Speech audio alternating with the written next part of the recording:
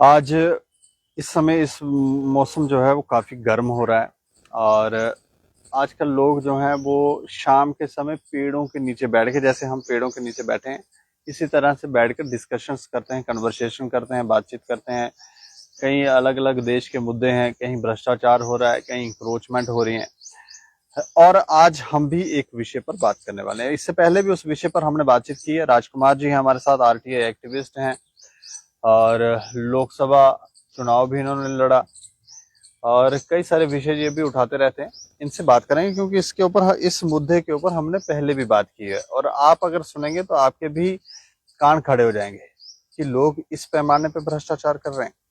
और भ्रष्टाचार कर रहे हैं तो फिर कार्रवाइयां क्यों नहीं हो रही? कुछ लोग इस लेवल पर भ्रष्टाचार करते हैं, उन्होंने इस तरह का अपने लिंक बना रखे हैं कि कई बार आप देखते होंगे बड़े बड़े लोगों के पास चले जाते हैं, वहां फोटो शोटो खिंचवा लेते हैं, उनके साथ दोस्ती वोस्ती कर लेते हैं या कई बार खाना शाना खा लेते हैं और एक ऐसा लिंक बना लेते हैं। कई बार उनका कोई दो चार काम भी कर देते हैं तो फिर वो सारे एक तरह से कठपुतली बन जाते हैं उसके।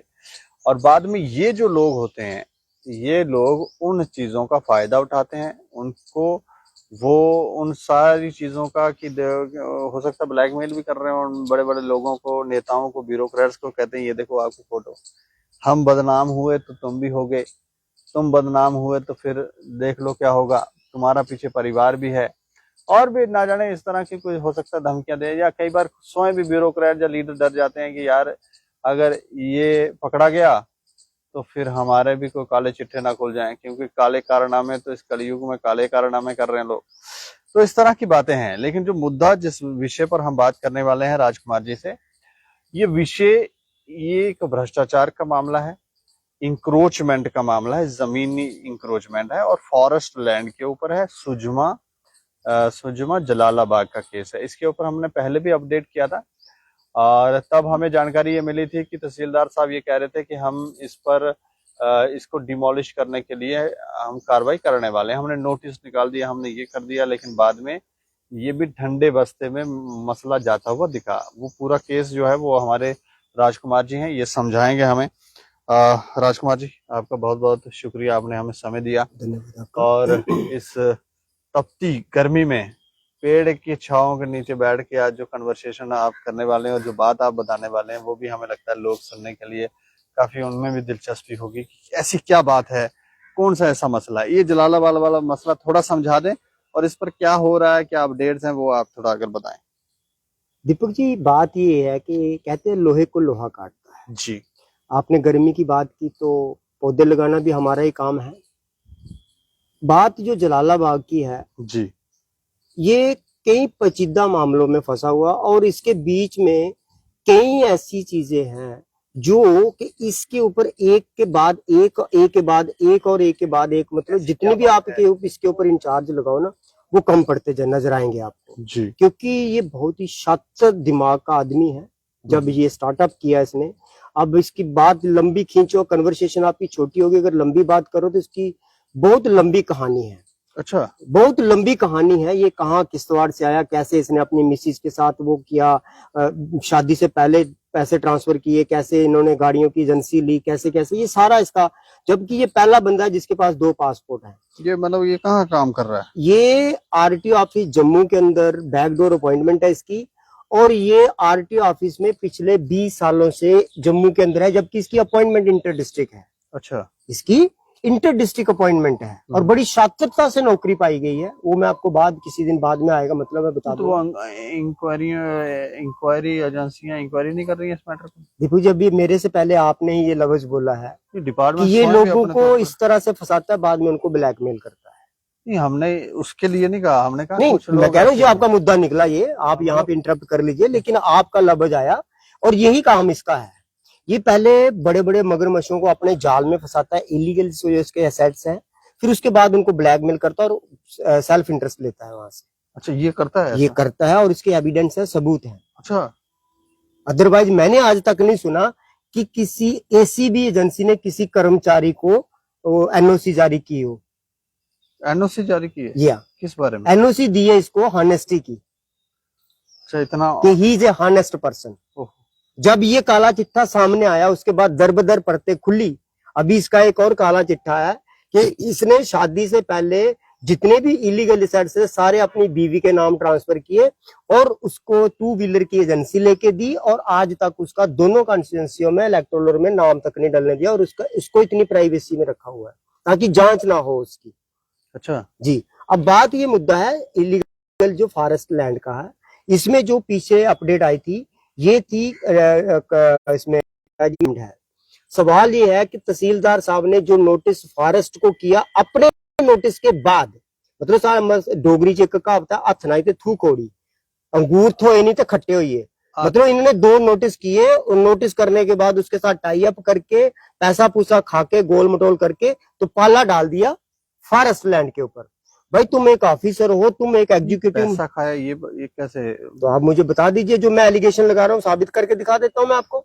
आप मुझे ये बता दीजिए, आप एग्जीक्यूटिव मजिस्ट्रेट, आप खुद सोचना कि आपने 133 का 2 बार नोटिस किया, जो एडीसी है उन्होंने नोटिस किया, फिर आप मुझे ये बता दीजिए नोटिस के बाद आपने फॉरेस्ट लैंड को किस विहा पे लिखा, किस कानून के तहत लिखा आपने फॉरेस्ट लैंड को? उनसे जो बातचीत हुई तो वो कह रहे हैं कि उस व्यक्ति जिसके खिलाफ ये नोटिस हमने किया था उस व्यक्ति ने आगे से ये बोला कि भैया ये फॉरेस्ट लैंड है, आपका एरिया नहीं है। तो आप आज तक क्या एडीसी मुझे या डीसी मुझे जवाब देगा? उन्होंने किसी भी फॉरेस्ट, तो डीसी कौन होता है फिर पीएसए लगाने वाला?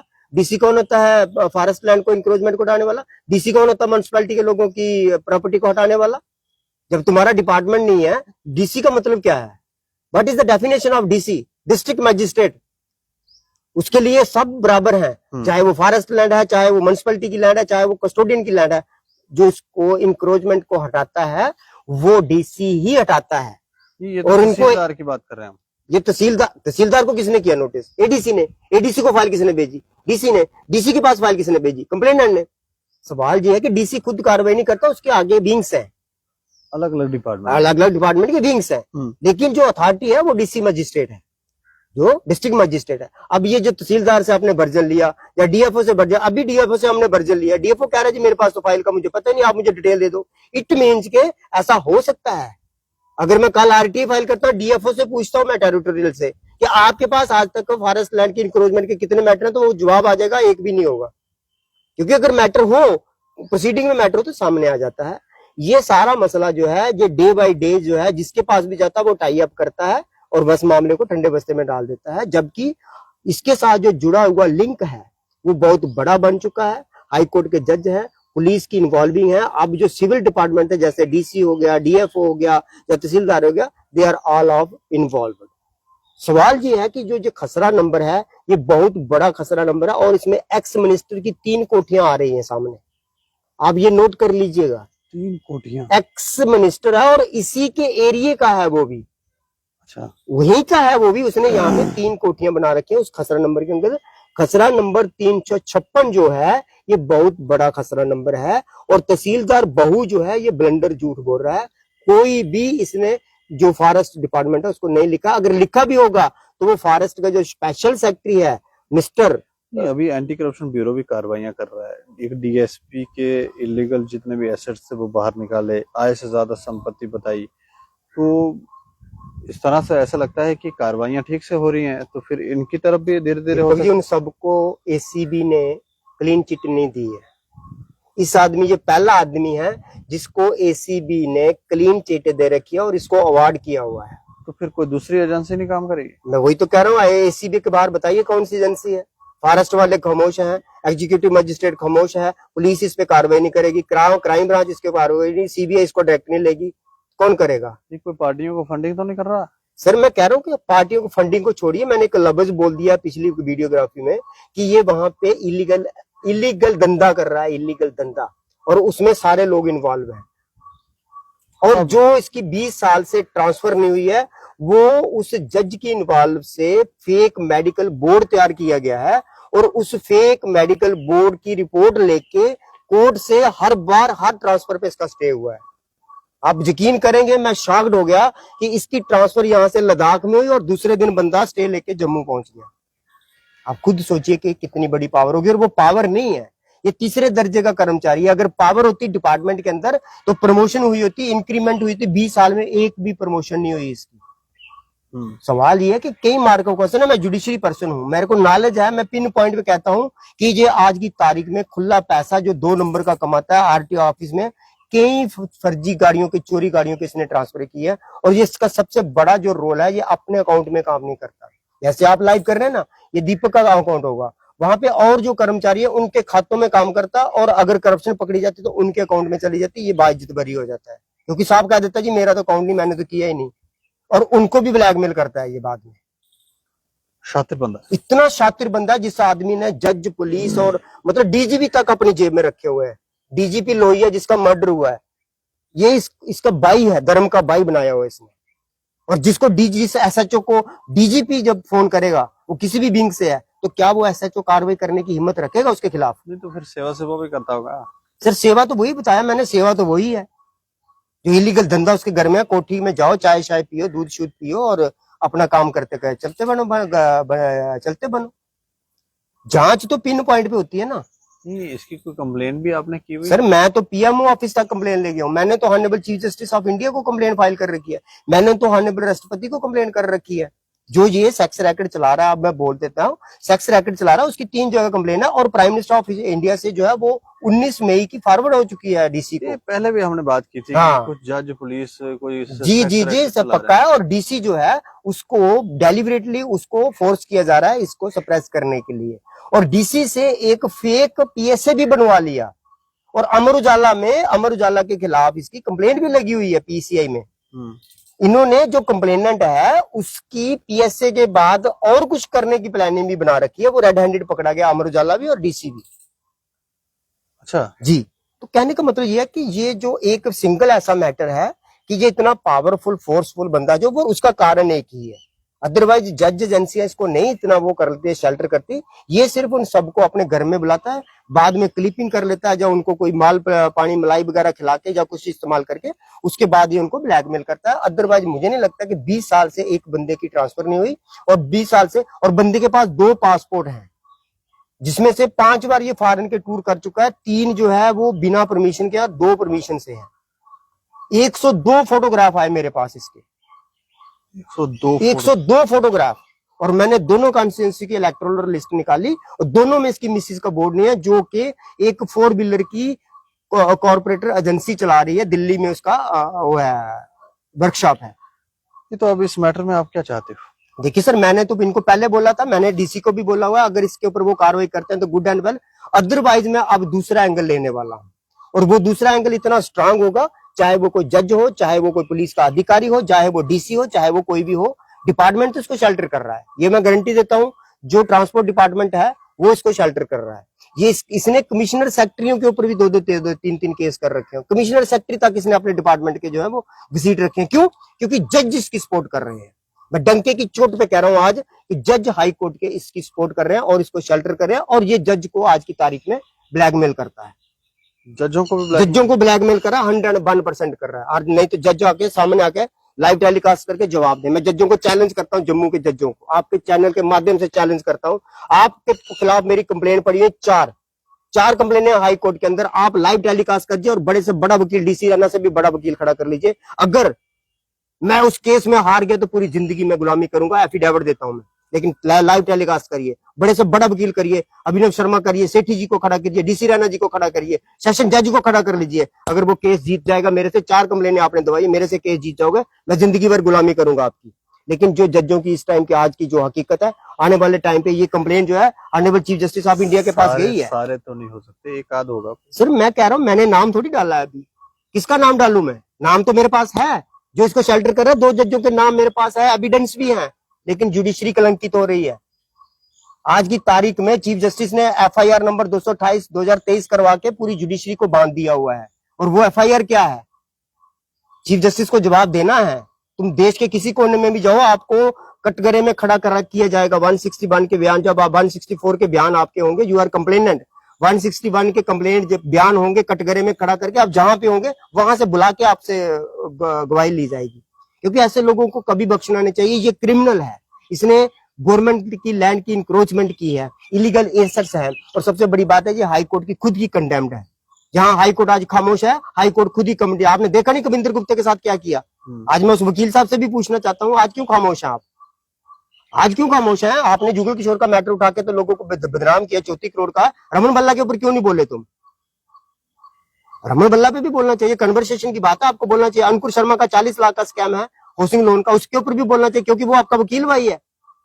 ये है, ये आपस में सब मिले जुले हैं, सब सिंपैथी लेने के लिए इधर उधर हटकते हैं। सच ये है कि आप किसी को भी ले आइए, मैं ओपन डिबेट में बैठने के लिए तैयार बैठा हूं। आप ओपन डे लाइव टेलीकास्ट करिए, जैसे आप लाइव करें, लाइव करिए, मैं आपको सच के सच और झूठ का झूठ बता के दिखाऊंगा कौन कौन आदमी क्या क्या कर रहा है। सवाल ये कि पत्रकारिता की बहुत डीपली जाके सोचने वाली बात है। पत्रकारिता आज वो चीज नहीं रही है। मुझे माफ करना, ये एक मैंने स्लोगन पढ़ा था, एक आर्टिकल पढ़ा था कि जिस देश की जुडिशरी और मीडिया करप्ट हो गई, इस देश की बर्बादी लगभग तय है। और आज शायद आप जैसे लोग हैं जिन्होंने इस पत्रकारिता को थोड़ा सा पकड़ रखा है, स्तंभ को बचाया हुआ, नहीं तो हालात बहुत खराब है। जुडिशरी के तो मैंने देख लिए। आज मैं चैलेंज कर रहा हूं, आ जाइए बड़े से बड़ा वकील, डिफॉर्मेशन फाइल कीजिए, जो मर्जी कीजिए आप, पर मेरे सवालों का जवाब दीजिए। 4 केस आपने दबाए हुए हैं। वैष्णो देवी का केस आज 10 साल से दबाया हुआ है कोर्ट के अंदर, और जब भी कोर्ट में जाता हूं वकील धमकियां देते हैं, भगा देते हैं, पीछे से वारंट निकाल देते हैं, कोई पीएसए लगा देता है। सवाल यह है कि जब तक मुझे ऊपर वाले ने रखा हुआ, मैं देश की सेवा कर रहा हूँ, जम्मू के हक हकूक की लड़ाई लड़ूंगा, जम्मू के मंदिरों के शहर में ऐसी हरकतें नहीं होने दूंगा। इसके साथ साथ मेरे पास 2 मैटर और आ चुके हैं, मैं अभी भी नाम नहीं डाल रहा हूं, मैं इसी की तलाश में रहता हूं, क्योंकि मैंने समाज की सेवा की है। ये जो एक तो कंडेम्ड है, दूसरा ये फॉरेस्ट वाला जो लैंड की बात कर रहे हैं तहसीलदार, ये सिर्फ उसको बचा रहे हैं और अपने ट्रांसफर होने की वेटिंग कर रहे हैं कि मैं ट्रांसफर हो जाऊं, बाढ़ में जाए मैटर। ये वो मुद्दा है। इस मैटर में मैं भी थोड़ी सी आपको जानकारी दे देता हूं, क्योंकि इस मैटर को लेकर हमने जब तहसीलदार बहू से पूछा तो उन्होंने कहा कि हाँ, हमने इसको लेकर नोटिस किया था। वैसे भी हमने 1-2 बार ये न्यूज़ फ्लैश की भी है, और तब भी हमने पूछा था, उन्होंने कहा हमने नोटिस किया, हम डिमोलिश करने जा रहे हैं।